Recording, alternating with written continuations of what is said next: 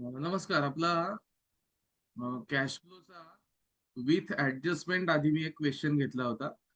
तसाच हा with adjustment total पाचवा आणि विथ ऍडजस्टमेंट सेकंड असा आता आपण क्वेश्चन बघतोय. स्क्रीनवर तुम्हाला क्वेश्चन मध्ये बॅलन्स शीट मी आधी मार्क केलेली दिसते. Investing cash flow, financing cash flow ह्याप्रमाणे या बाजूला इन्व्हेस्टिंग कॅश फ्लो मार्क केलेत, या बाजूला फायनान्सिंगचे कॅश फ्लो मार्क केलेत आणि ज्याला मार्किंग केलेलं नाहीये ते सगळ्या ऑपरेटिंगच्या अंडर येत आहेत. जसं आधी आपण घेतो तसे हे ऑपरेटिंगच्या अंडर येत आहे. आता ह्याच्यात ऍडजस्टमेंट जेव्हा असेल तेव्हा आपल्याला जे अकाउंट काढायला लागतात ती अकाउंट ऍडजस्टमेंट कशावर आहे ते डिपेंड आहे. आता सुद्धा ऍडजस्टमेंट मी फक्त डेप्रिसिएशन इथे घेतले, आधीच्या क्वेश्चन मध्ये होती तशी. नंतर इंटरेस्ट ऑन डिबेंचर्स अशी ऍडजस्टमेंट ह्याचे डायरेक्टली दोन इफेक्ट होतील. अकाउंट काढायचं नाहीये. Preference dividend paid during the year याचे पण डायरेक्टली दोन इफेक्ट होतील. याचं सुद्धा अकाउंट लागणार नाही काढायला. आणि ही फक्त इन्फॉर्मेशन आहे की प्रेफरन्स शेअर्स आणि डिबेंचर्स इश्यूड ऑन, इथे आपल्याला तारीख दिली आहे प्रेफरन्स शेअर्स आणि डिबेंचर्स साठी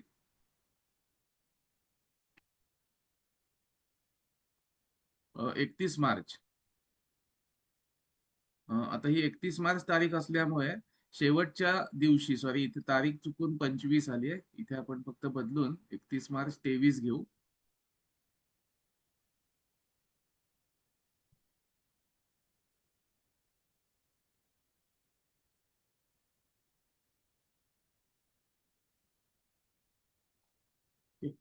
शेवटच्या दिवशी डिबेंचर्स इश्यू झाले तसं म्हटलंय.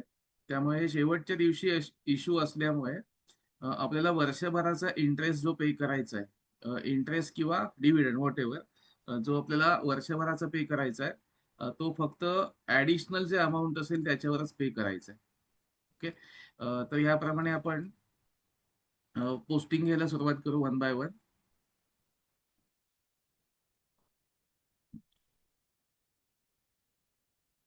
इक्विटी कॅपिटल 240 आणि 240 आहे, म्हणजे याच्यात नो चेंज, कॅश फ्लो मध्ये याचा इफेक्ट होणार नाही. Second, 10% preference capital. Preference capital 180 आणि 3 लाख असं दिलंय. मग 180 आणि 3 लाख असल्यामुळे दोन्हीतला डिफरन्स जो आहे तो आपल्याला प्रेफरन्स कॅपिटल म्हणून चेंज दाखवायचा आहे. अमाऊंट 180चं 3 लाख झाले म्हणजे अमाऊंट वाढलंय. अमाऊंट वाढलंय म्हटल्यानंतर कॅश इन्फ्लो आहे. त्यामुळे फायनान्सिंग मध्ये इश्यू ऑफ प्रेफरन्स शेअर्स असं आपल्याला घ्यायचं आहे.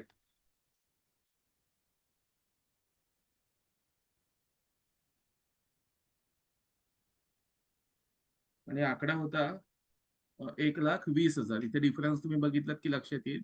प्रेफरन्स कॅपिटलचा आकडा 180 आणि 3 लाख असा आहे. यातला डिफरन्स आपल्याला लिहायचा आहे 1,20,000. आणि अमाऊंट लायबिलिटी साईडचा वाढलंय त्याच्यामुळे हा पॉझिटिव्ह 1,20,000 घेतला इथे. फायनान्सिंग मध्ये इश्यू ऑफ प्रेफरन्स शेअर्स 1,20,000. इक्विटीमध्ये नो चेंज. नंतर डिबेंचर्स 2 लाख आणि 3 लाख असे होते.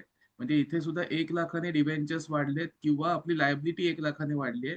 त्यामुळे कॅश मिळाली आपल्याला. 2 लाखाचे डिव्हेंचर्स आता वाढून 3 लाख झालेत. त्यामुळे इश्यू ऑफ डिबेंचर्स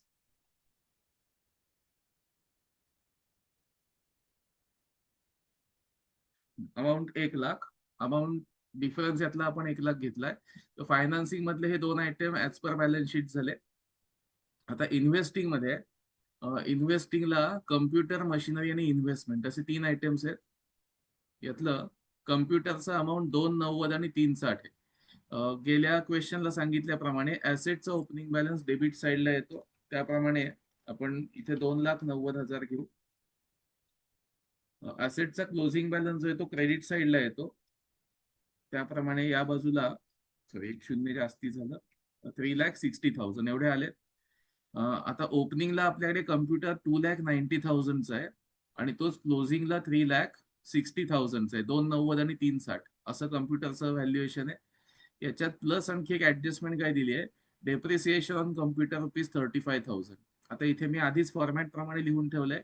डेप्रिसिएशन असेल तर ते क्रेडिट साईडला येतं आणि परचेस असेल तर डेबिट साईडला येतो. म्हणजेच ऍसेट वाढला तर डेबिट होतो, ऍसेट कमी झाला तर क्रेडिट होतो. तर डेप्रिसिएशन 35,000 कम्प्युटरचं सांगितलंय. इथे 35,000 डेप्रिसिएशन घेतलं. आता या व्यतिरिक्त आणखी कुठेही आपल्याला कम्प्युटरवर काही ऍडजस्टमेंट आहे असं काही दिसत नाहीये. त्यामुळे 35,000 घेतल्यानंतर अकाउंट क्लोज करायचं आणि कोणत्या बाजूला बॅलन्सिंग फिगर येते ती बघायची. आता इथे अकाउंट क्लोज केलं की 360 प्लस 35 म्हणजे आपली टोटल 395 येते.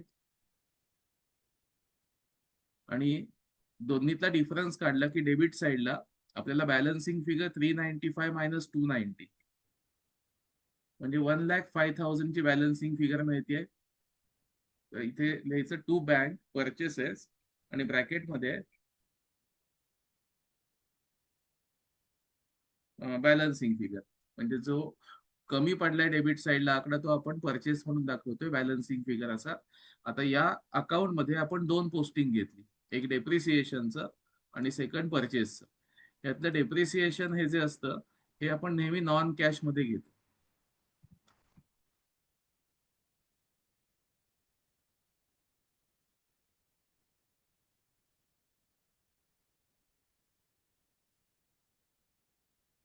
डेप्रिसिएशन 35,000 इथे घेऊन झाले आणि परचेस ऑफ कम्प्युटर हे आपण इन्व्हेस्टिंग मध्ये घेतो. तर इन्व्हेस्टिंग मध्ये घ्यायचंय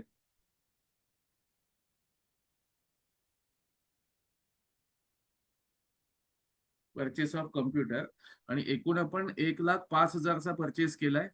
त्यामुळे इथे 1,05,000 येतील पण ते मायनस येतील, कारण आपण परचेस केला म्हटल्यानंतर आपली कॅश आउटफ्लो झाली, कॅश गेले आपल्याकडून. त्यामुळे परचेस ऑफ ऍसेट हे मायनस मध्ये घ्यायचे 1,05,000. तर ऍडजस्टमेंट जी होती ह्याचे आपण दोन इफेक्ट घेतले. पहिला इफेक्ट डेप्रिसिएशन 35,000 आणि इथे दुसरा इफेक्ट 35,000. नंतर बॅलन्सिंग फिगर जी आपल्याला परचेस मिळाली होती 1,05,000, त्याचा पहिला इफेक्ट कम्प्युटरच्या डेबिट साईडला आला आणि दुसरा परचेस ऑफ कम्प्युटर म्हणून इन्व्हेस्टिंग कॅश फ्लो मध्ये घेतला. ऍसेट वाढलाय त्याच्यामुळे इन्व्हेस्टिंग कॅश फ्लो आणि परचेस हे आउटफ्लो असल्यामुळे तो मायनस केला. तसंच नेक्स्ट असेट आहे मशिनरी. मशिनरीचं आता तुमचं तुम्ही कॅल्क्युलेट करू शकाल, मी पटकन फक्त पोस्टिंग करतो आणि इकडे ट्रान्सफर करतो. मशिनरी 248 आणि 3 लाख आहे. ओपनिंग बॅलन्स 248 आणि 3 लाख क्लोजिंग बॅलन्स.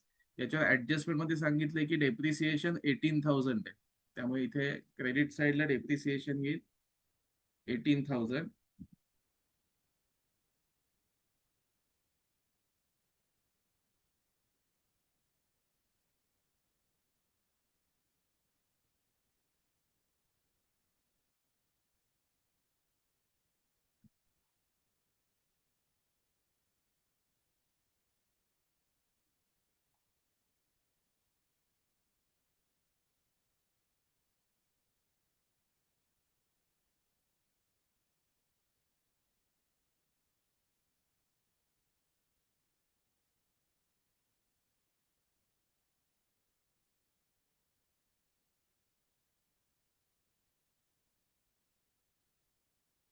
ठीक आहे. तर डेप्रिसिएशन नॉन कॅश मध्ये घेतले 18,000 आणि परचेस ऑफ मशिनरी 70,000 मायनस करून इन्व्हेस्टिंग मध्ये घेतले. ज्याप्रमाणे इथे दोन आपल्या व्हॅल्यूज मिळाल्या होत्या तशा त्या त्या हेडिंग खाली आपण ट्रान्सफर केल्या. तर ह्या दोन ऍडजस्टमेंट झाल्या.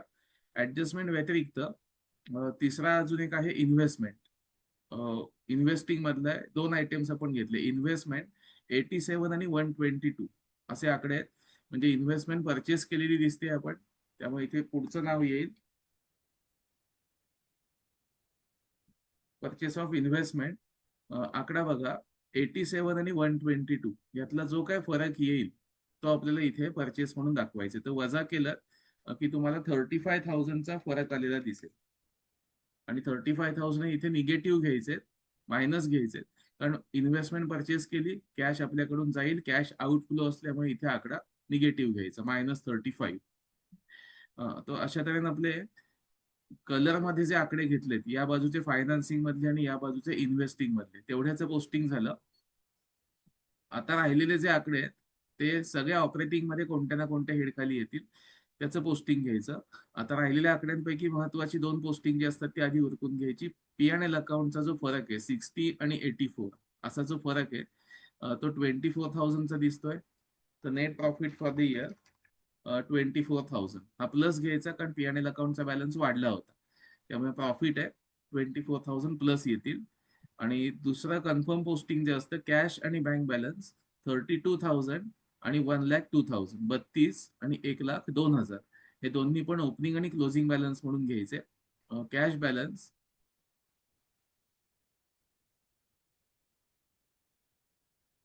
ओपनिंग आणि क्लोजिंग हे दोन्ही पण आपले घेऊन झालेत 32 आणि 1,02,000. तर पी&एल अकाउंट झालं, कॅश बँक झालं.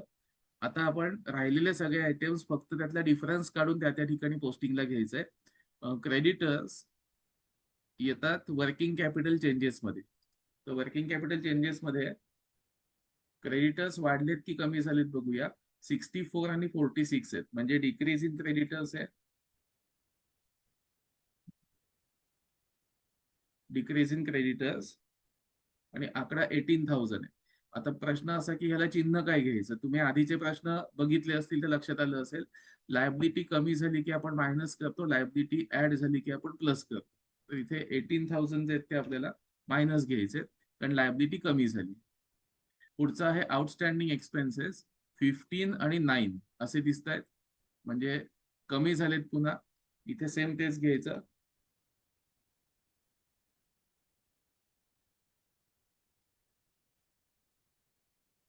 आउटस्टँडिंग एक्सपेन्सेस मायनस 6,000 6,000 कमी झालेत, त्यामुळे इथे minus 6,000 outstanding.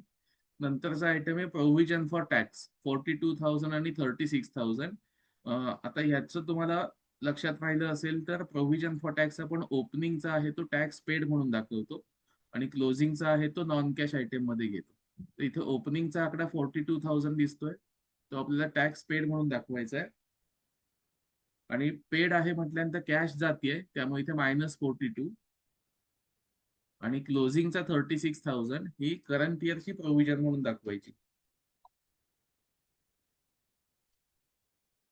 Provision for tax 36,000. तर इथे provision for tax non cash मध्ये घेतला क्लोजिंगचा, आणि ओपनिंगचा जो होता 42,000 तो इथे टॅक्स पेड म्हणून दाखवला. जसं आधीपासून आपण फॉलो करतोय तसं इथे दोन्हीकडे पोस्टिंग घेतलंय. नंतर ऍसेट पैकी कम्प्युटर मशिनरी इन्व्हेस्टमेंट इन्नी झाले. डेटर्सचं पुढचं आहे. डेटर्स 49 आणि 62 आहेत, म्हणजे इन्क्रीज इन डेटर्स असं येईल. डेटर्सचा अमाऊंट वाढलंय. अमाऊंट 49 आणि 62 ह्यातला फरक किती येतोय तो बघा. फरक येईल यातला 13,000. आता प्रश्न असा 13,000 प्लस की मायनस. तर साईड ऍसेट आहे, ऍसेट वाढलेत म्हटल्यानंतर आपण चिन्ह उलट देतो. अमाऊंट प्लस झालं असेल तर चिन्ह मायनस करायचं. त्यामुळे इन्क्रीज इन डेटर्स आहे, पण याला चिन्ह मायनस करायचं. तसंच पुढचं स्टॉक, स्टॉक 77 आणि 43 आहे, म्हणजे स्टॉक कमी झालाय. स्टॉक कमी झालाय म्हटल्यानंतर चिन्ह प्लस करावं लागेल आपल्याला. Sorry, decrease in stock.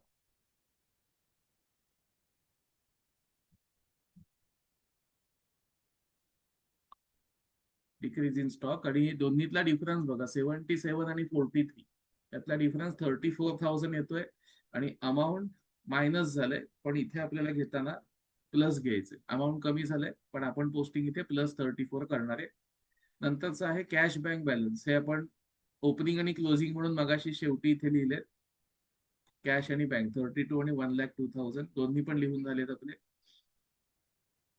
शेवटचं आहे बिल्स रिसिवेबल 18,000 आणि 26,000. 18 आणि 26 म्हणजे इन्क्रीज इन बिल्स रिसिवेबल असं येईल.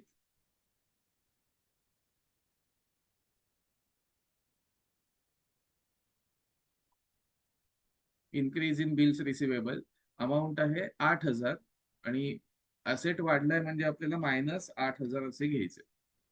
ओके. तर बॅलन्स शीट मधली सगळी पोस्टिंग आपली करून झाली. ऍडजस्टमेंट कोणती स्किप झाली का फक्त एकदा बघूया. ऍडजस्टमेंट नंबर 1 होती depreciation on computer and machinery. याचे आपण अकाउंट काढून डबल डबल इफेक्ट घेतले. दोन्ही डेप्रिसिएशन आपली इथे आली, त्यामुळे पहिली ऍडजस्टमेंट झाली आहे. सेकंड आहे interest on debentures paid during the year 24,000. वर्षभरात आपण डिबेंचरचा इंटरेस्ट म्हणून 24,000 पे केले. याचे डबल इफेक्ट घ्यायचे. इंटरेस्ट ऑन डिबेंचरचा पहिला इफेक्ट येतो नॉन कॅश मध्ये, कारण P&L ला आपण त्याचं पोस्टिंग करतो. इंटरेस्ट ऑन डिबेंचर्स आकडा 24,000 आणि हा डिबेंचर्स वरचा आहे. डिबेंचर इथे कलर कोणता दिसतोय, तो फायनान्सिंग साठी आहे, तो कलर मी इथे मुद्दा मॅच केलाय. तर फायनान्सिंग मध्ये येतात, त्यामुळे सेकंड इफेक्ट ह्याचा होईल. फायनान्सिंग मध्ये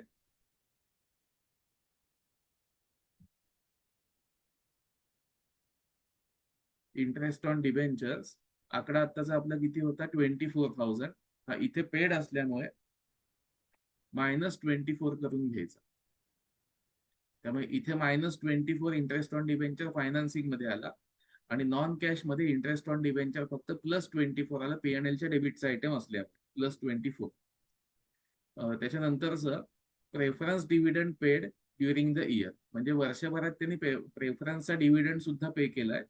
आता तो किती येईल ह्याच्यासाठी पर्याय दोन आहेत.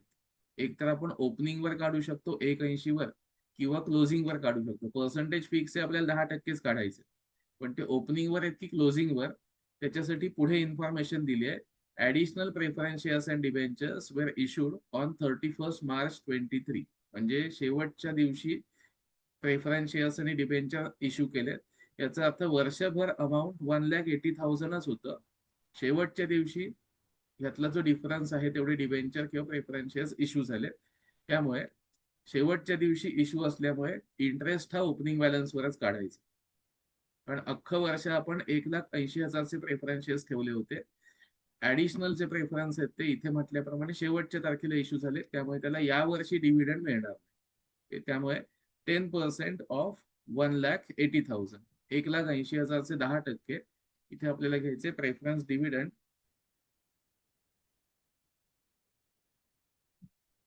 Preference dividend 18,000 posting non cash मध्ये. इंटरेस्ट ऑन डिबेंचरच्या ज्या जागा आहेत तिथेच प्रेफरन्स डिव्हिडंड सुद्धा घ्यायचा.